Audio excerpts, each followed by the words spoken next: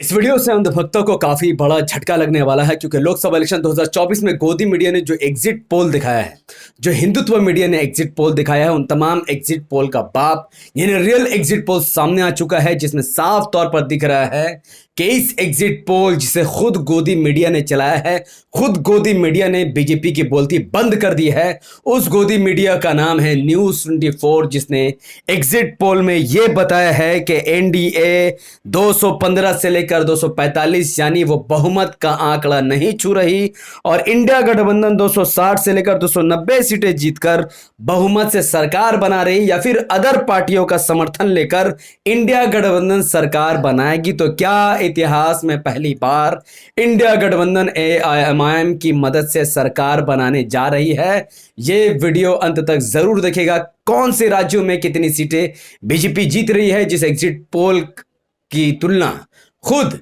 गोदी मीडिया ने भी की है और गोदी मीडिया ने खुद उस एग्जिट पोल को अपने चैनल में चलाया है। पूरी वीडियो को विस्तार से समझेंगे और जानेंगे। उससे पहले अस्सलाम वालेकुम वरहमतुल्लाहि वबरकातुहू।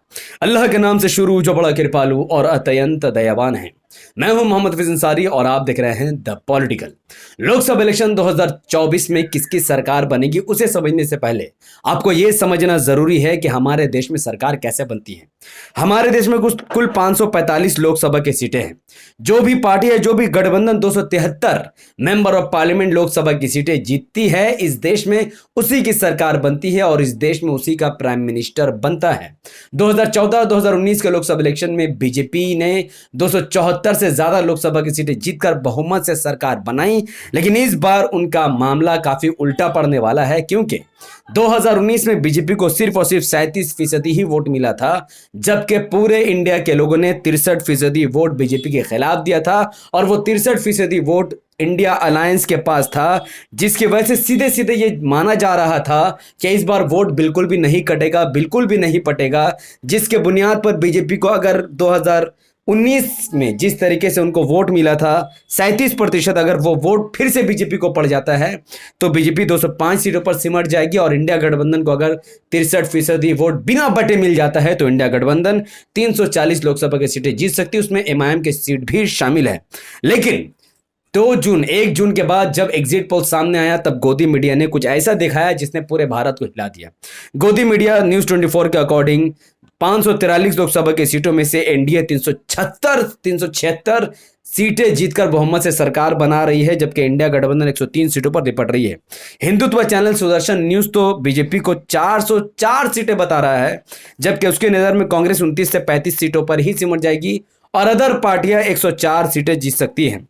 वहीं एबीपी न्यूज का भी यही मानना है कि 543 लोकसभा की सीटों में से एनडीए 353 से लेकर 383 लोकसभा की सीटें जीत रही है, जबकि इंडिया गठबंधन का परफॉर्मेंस 152 से लेकर 182 सीटों तक होगा और अदर पार्टियां 4 से 12 सीटों पर सिमट जाएगी। यानी गोदी मीडिया ये कहना चाहती है कि इस बार बीजेपी 400 पार नहीं लेकिन बहुमत के आंकड़े से काफी दूर जा चुकी है और एनडीए की सरकार बना रही है। और गोदी मीडिया के अलावा जो एक्चुअली में एग्जिट पोल के सर्वे करने वाली कंपनीज है, जो प्राइवेट मीडिया संगठन है, अगर उनकी भी माने, चाहे वो इंडिया न्यूज डी, डायनामिक हो, जन की बात, रिपब्लिक भारत, मैट्रिक्स या रिपब्लिक टीवी या फिर न्यूज नेशन, इन सब के अकॉर्डिंग भारतीय जनता पार्टी वाली गठबंधन यानी एनडीए की जो सरकार है वो कम से कम 350 से लेकर 390 सीटें जीतने वाली है, जबकि इंडिया अलायंस 144 सीटों पर सिमटने वाली है और 33 सीटों पर अदर पार्टियां जीतेगी। लेकिन इन तमाम एग्जिट पोल पर सवाल खड़े हो रहे हैं कि क्या वाकई में जो एग्जिट पोल बताता है क्या वो अक्सर सही होता है? तो इसका जवाब है बिल्कुल भी नहीं। आपको याद होगा कि रिसेंटली जब वेस्ट बंगाल में असेंबली इलेक्शन हुए थे तब उसमें एग्जिट पोल ये बता रही थी कि बीजेपी सरकार बना रही थी और ममता बनर्जी सीएम से हटकर विपक्ष में बैठने वाली थी, लेकिन हम सबको पता है कि बीजेपी 80 सीटों पर सिमट गई और 200 से ज्यादा सीटों पर तृणमूल कांग्रेस जीत गई। तो ये दर्शाता है कि एग्जिट पोल हमेशा सही नहीं होता है। फिर 2004 का एग्जिट पोल आपको पता होगा, 2004 में भी एग्जिट पोल ये बता रही थी कि कैसे एनडीए बहुमत से सरकार बना रही है और यूपीए विपक्ष की भूमिका निभाने की तैयारी कर रही है, लेकिन 2004 में यूपीए की सरकार बनी और एनडीए अलायंस धड़ा का धड़ा रह गया।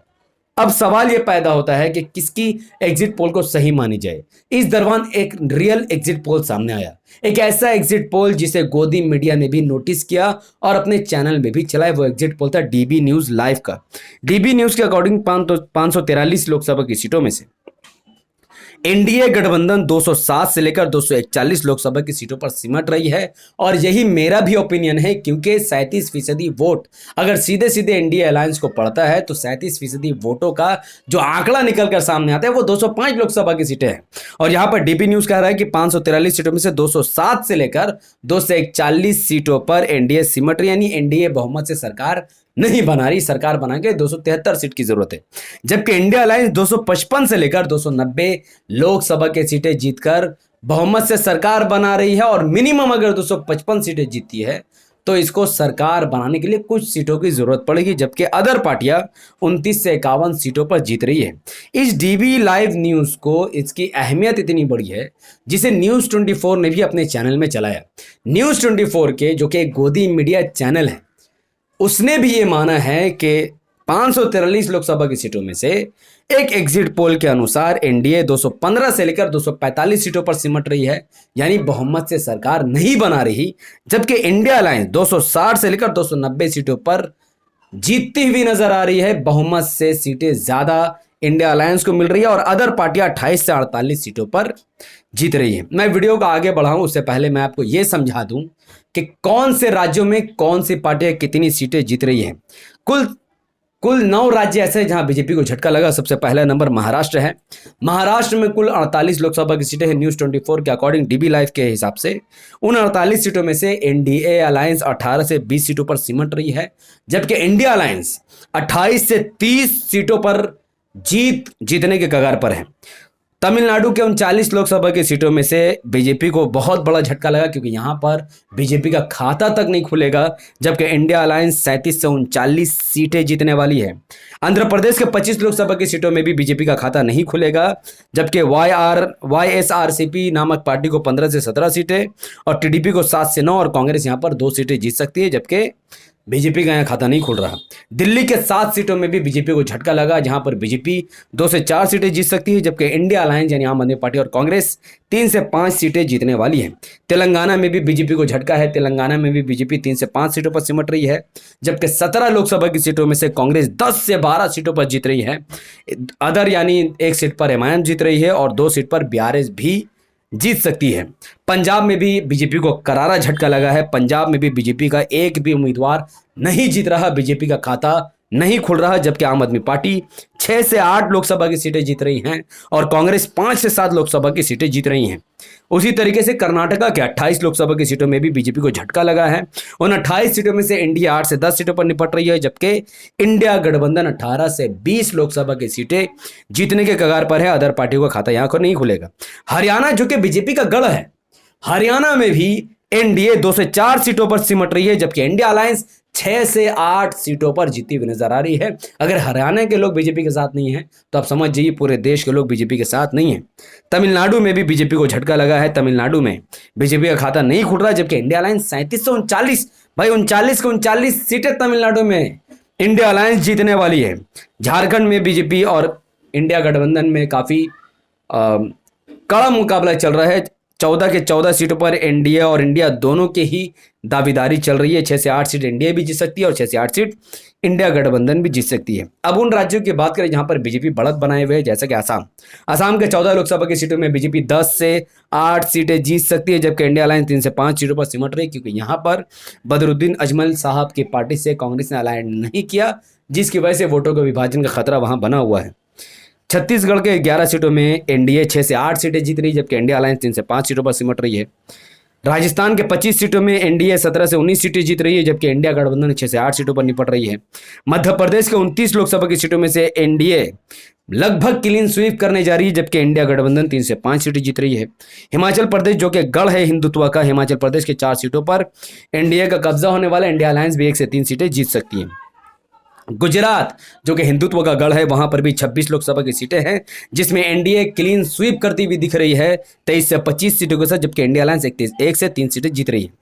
पर इन तमाम चीजों के बीच सबसे बड़ी बात यह है कि एक तरफ गोदी मीडिया यह कह रही है कि 376 सीटें यानी मोटा मोटी बीजेपी 400 पार करती हुई दिख रही है, जबकि इंडिया अलायंस 103 सीटों पर सिमट रही है। जबकि डीबी लाइव न्यूज, जिसको गोदी मीडिया भी नोटिस में ले रही है और अपने चैनलों पर चला रही है, उसके अकॉर्डिंग इंडिया अलायंस सरकार बना रही है। 260 से 290 सीटें जीतकर और एनडीए बहुमत से सरकार नहीं बना रही।